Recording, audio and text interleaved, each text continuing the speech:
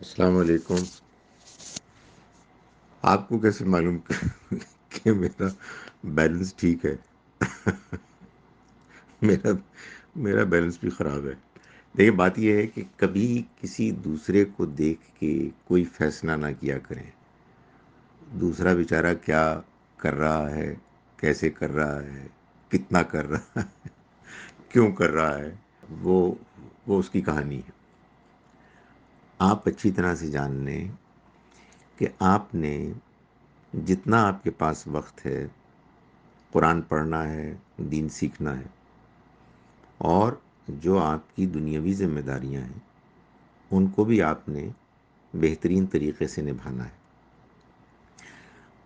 آپ کے اندر اگر دین کے علم کی جستجو اور طلب بہت زیادہ ہوگی، شوق زیادہ ہوگا، تو آہستہ آہستہ وہ شوق، وہ طلب آپ کو دین کے علم، اس کے جاننے کی طرف زیادہ کھینچ لے گی، اور آپ دنیا کے ساتھ جو آپ کا تعلق ہے کمانے کا وغیرہ، وہ اس میں ایڈجسٹمنٹ کر لیں گے۔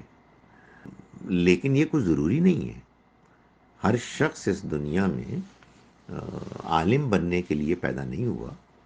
اگر آپ یقین جانیے کہ سارے کے سارے انسان عالم بن جاتے تو دنیا تباہ ہو جاتی۔ ویسے تو کر ابھی بھی ان کی وجہ سے کافی حالات خراب ہیں، لیکن آن اے سیریس نوٹ، ہر انسان کا اپنا ایک رول ہے۔ انجینئر بھی اتنا ہی امپورٹنٹ ہے جتنا ایک عالم ہے، ڈاکٹر بھی اتنا ہی امپورٹنٹ ہے، ایک تاجر بھی اتنا ہی امپورٹنٹ ہے، ایک خاک روب جو سڑکوں کی صفائی کرتا ہے وہ بھی اتنا ہی امپورٹنٹ ہے۔ ہر انسان اہم ہے۔ اس سوسائٹی کو چلانے کے لیے اس کا اپنا ایک رول ہے۔ کسی کو نہ آپ کم کہہ سکتے ہیں، کسی کو نہ زیادہ کہہ سکتے ہیں، کوئی نہ حقیر ہے نہ کوئی اعلیٰ ہے۔ یہ تو سب ڈپینڈ کرتا ہے کہ آپ کتنے خلوص سے اپنا کام کرتے ہیں، دوسروں کے بارے میں آپ کا کیا رویہ ہے۔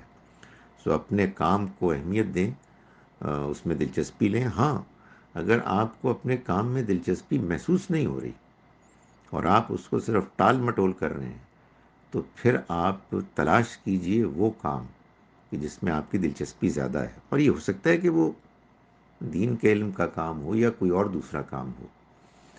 آخرت میں بھی اللہ تعالیٰ کے ہاں فیصلہ اس بنیاد پر نہیں ہوگا کہ کوئی عالم تھا یا کوئی غیر عالم تھا۔